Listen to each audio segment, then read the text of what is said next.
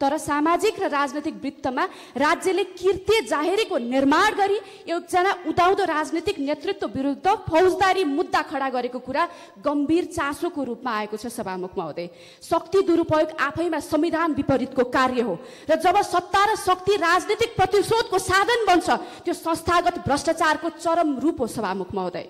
सभामुख महोदय, मैले 26 वर्ष अगाडि एसएलसी दिएको थिएँ, 10 क्लासको एक्जाम। त्यति बेला र अहिलेको बच्चाहरूसँग कुरा गर्दाखेरि पनि एउटा संस्कार, एउटा किताब ओल्ड इज गोल्ड भन्ने चाहिँ नि कन्टिन्युएसनमा रहेछ। नयाँ सोच, नयाँ विकास हामी खोज्छौँ, तर शिक्षा प्रणालीमा चाहिँ नि विकास गर्दैनौँ। अहिले पनि प्रणाली उही नै छ, घोकेर लेख्ने, एउटा ठाउँबाट अर्को ठाउँमा पेन ड्राइभमा यो जानकारी ट्रान्सफर गरे जस्तै गरिरहेछौँ। सभामुख महोदय, भर्खरै पूर्वी नेपालको विभिन्न भागमा म पुगेर आएको थिएँ। अधिकांश स्थानमा बत्ती गएको देखियो र कुलमानको बर्खास्तीपछि बत्ती जान थाल्यो भनेर जनताको व्यापक असन्तुष्टि पनि सुनियो। के यो अघोषित लोड सेडिङ हो या प्राधिकरणको कमजोर व्यवस्थापनको परिणाम हो? रवि लामिछानेको हो।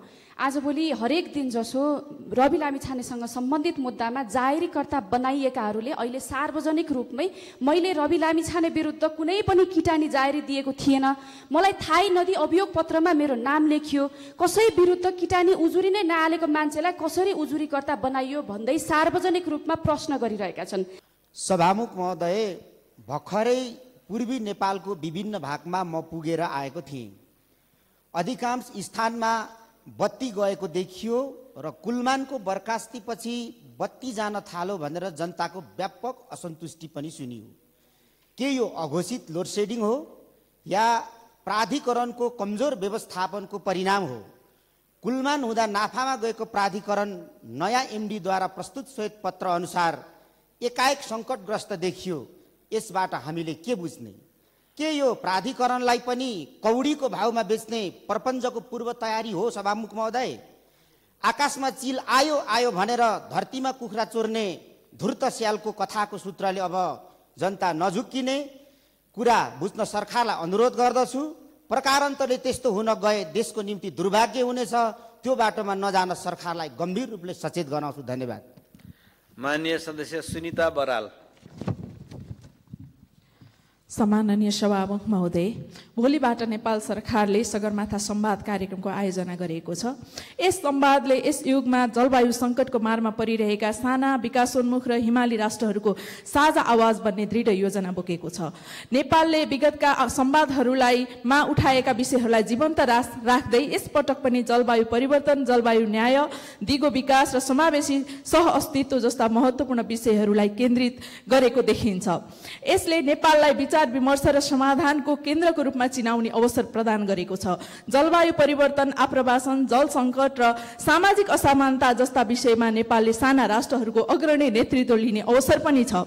यो मञ्चमा दक्षिण एसिया सहित अफ्रिकी, एसियाली र पेसिफिक मुलुकहरूको सहभागिता रहनेछ, जसले ग्लोबल साउथको साझा एजेन्डा एकीकृत गर्न थप गति दिनेछ। सगरमाथा संवाद विचारशील र नैतिक शक्ति मार्फत विश्वमा प्रभाव छाड्ने सफ्ट पावर कूटनीतिको उत्कृष्ट अभ्यास हुनेमा विश्वास लिएकी छु। सगरमाथा संवाद केवल नेपालको इतिहासमा मात्रै होइन, विश्वको।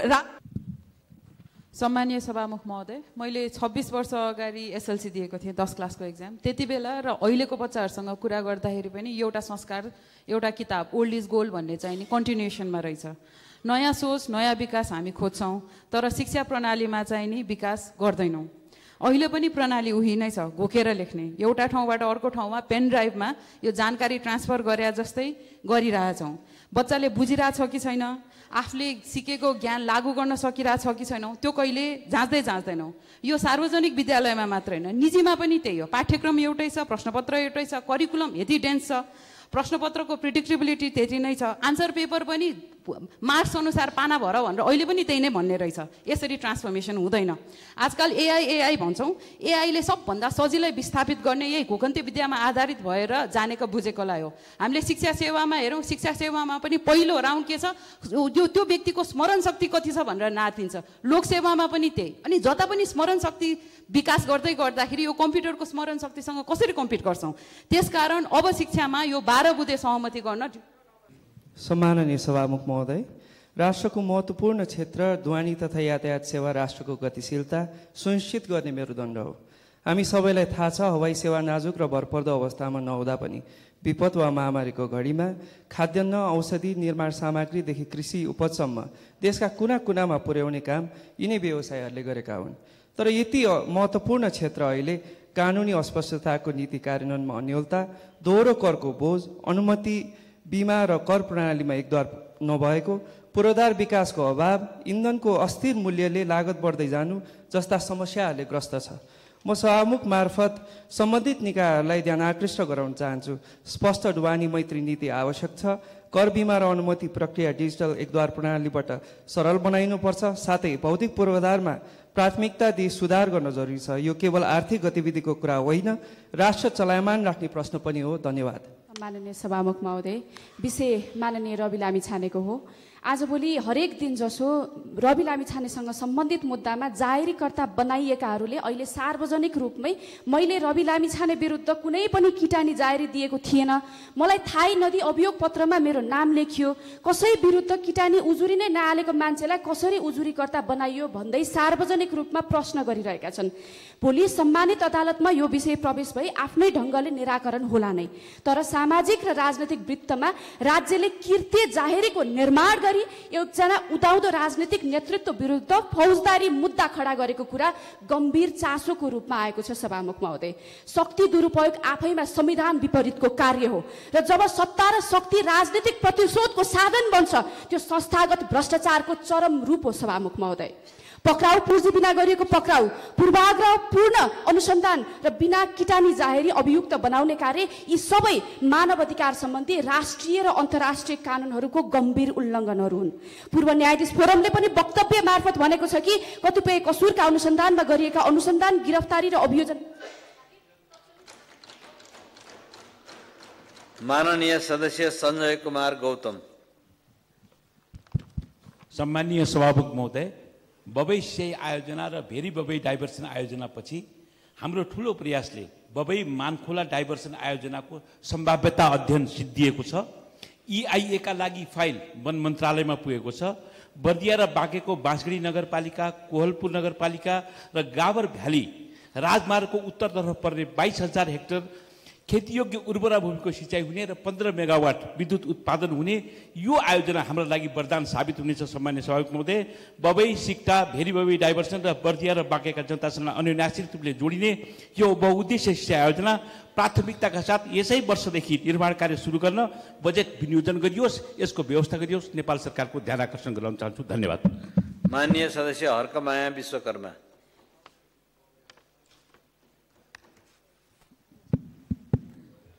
सम्माननीय सभामुख महोदय, जहाँ शिक्षाको ज्योति फैलाउँदै योग्य र चेतनशील नागरिक उत्पादन गर्ने थलो विद्यालय र क्याम्पस हो, तर पनि सोही ठाउँमा दलित विद्यार्थीले अपमान भोग्न बाध्य हुनु भनेको देशको लागि लज्जाबोध हुनु हो। सभामुख महोदय, अहिले त्यस्तै घटना पोखराको पृथ्वीनारायण क्याम्पसमा घटेको छ। क्याम्पसले गत वैशाख 29 गते MBA फाइनान्स अन्तर्गतको औद्योगिक अवलोकनका निम्ति शैक्षिक भ्रमण गराउने क्रममा सोही विषयका शिक्षक डाक्टर देवीलाल शर्माले विद्यार्थी अमन परियारलाई जातीय विभेद भाषा प्रयोग गरी गाली गलौज गर्दै अमानवीय व्यवहार गर्दै मानव अधिकार हनन हुने र संविधानमाथि नै चुनौती दिने क्याम्पस प्रमुख प्राध्यापक जस्तो व्यक्तिले विभेद गर्नु अत्यन्त घृणित भएकोले प्राध्यापक शर्मालाई तत्काल क्याम्पसबाट निलम्बित गरी कानुनी दायरामा ल्याई कारबाही अगाडि बढाउन सभामुख मार्फत सरकार र गृह प्रशासनसँग जोरदार माग गर्दछु। हस्, धन्यवाद।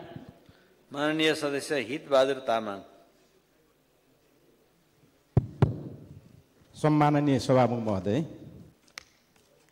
अहिले मुलुकभरि नै लामो छोटो दूरीका सडकहरू प्राय निर्माणाधीन अवस्थामा छन् र जुन सडकहरूको कारणले गर्दाखेरि अहिले पनि यातायात प्राय अवरुद्ध हुने गर्छन् र छिट्टै मौसमी वर्षा सुरु हुँदैछ।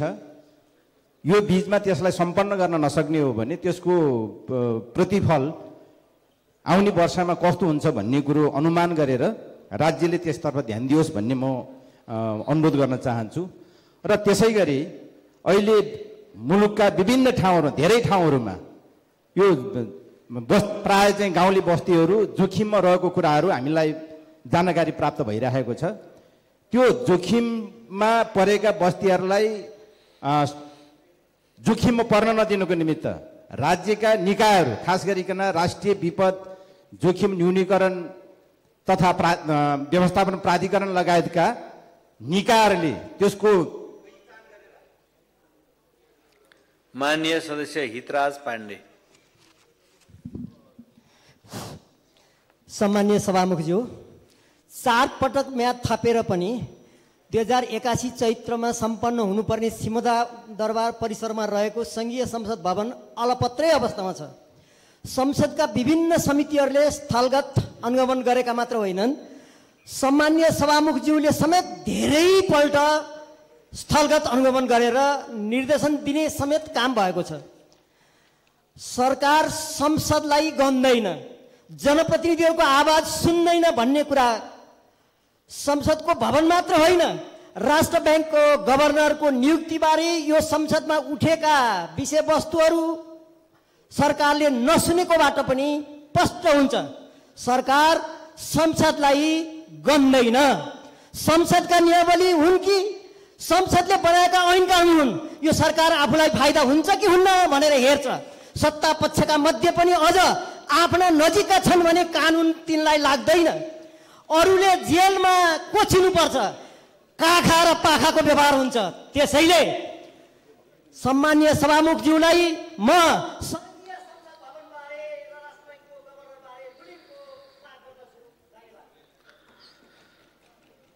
माननीय सदस्य हृदयराम थानी। सम्माननीय सभामुख महोदय, सरकारले 10औं राष्ट्रिय खेलकुद 2081 मङ्सिर 2 गतेदेखि 9 गतेसम्म कर्णालीको पहिलो पटक आयोजना गर्ने घोषणा गर्दा हामी कर्णालीवासी र सम्पूर्ण खेल प्रेमीहरू उत्साहित थियौँ। सरकारले निर्धारित मितिमा खेल आयोजना गरेन र यो 6 महिनामा 3 चोटिसम्म मिति सार्दै हाल स्थगित गरेर सरकारले खेलाडीहरू, खेल प्रेमी र कर्णालीवासी सबैलाई निराश बनाएको छ। कहिले आवासको समस्या, कहिले भौतिक पूर्वाधार र विभिन्न बहाना बनाएर सरकार पटक पटक पन्छिरहेको छ। जबकि 10,000 दर्शक अड्ने प्यारापिड सहितको अत्याधुनिक बहुद्देश्य रङ्गशाला 10औं राष्ट्रिय खेलकुद पर्खेर बसेको छ। सुर्खेतमा मात्रै 24 खेल्न सक्ने गरी पूर्वाधार निर्माण भइसकेको छ। खेलाडी र दर्शकहरूका लागि पर्याप्त होटल सुविधा र साथै आवासको उपलब्ध यथेष्ट छ। त्यसैले म सभामुख मार्फत सरकारलाई सोध्न चाहन्छु, के सरकारले कर्णालीको 10औं राष्ट्रिय खेलकुद गर्न नचाहेकै हो? होइन भने 10औं राष्ट्रिय खेलकुद कहिलेसम्म हुन्छ? धन्यवाद। माननीय सदस्य ज्ञानु बस्नेत सुवेदी।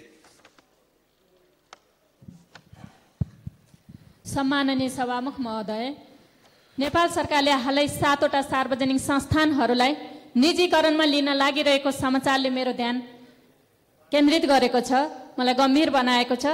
2047 सालसम्म 69वटा रहेको सार्वजनिक संस्थानहरू हाल 44वटा छन्।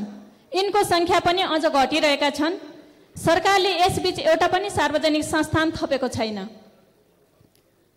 बरु ठिक उल्टो विगत 30 वर्षमा 2 दर्जनभन्दा बढी सार्वजनिक संस्थान समाप्त पारिएको छ।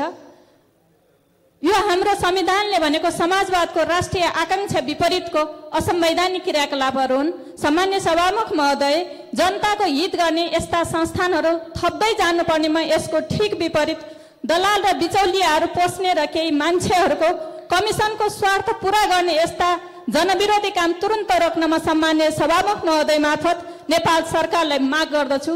धन्यवाद। लाल सलाम। माननीय सदस्य ज्ञानेन्द्र बहादुर कार्की।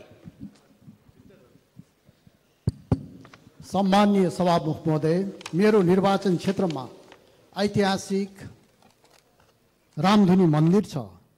धार्मिक मान्यता अनुसार त्रेता युगमा भगवान श्री राम, सीता, लक्ष्मणले केही समय त्यहाँ व्यतीत गरेको विश्वास ऐतिहासिक प्रमाणको आधारमा त्यो विश्वास स्थापित छ। रामधुनी मन्दिर केवल नेपाली धार्मिक पर्यटकका लागि मात्र होइन, छिमेकी मित्र राष्ट्र भारतका धार्मिक पर्यटकका लागि पनि यो आकर्षक पवित्र स्थल बन्न सक्दछ। म सभामुख मार्फत रामधुनी मन्दिरलाई राष्ट्रिय धरोहरको रूपमा विकसित गर्नका निमित्त पूर्वाधारको विकास र पहुँच मार्गको व्यवस्थापन गर्नका निमित्त माग गर्न चाहन्छु। धन्यवाद।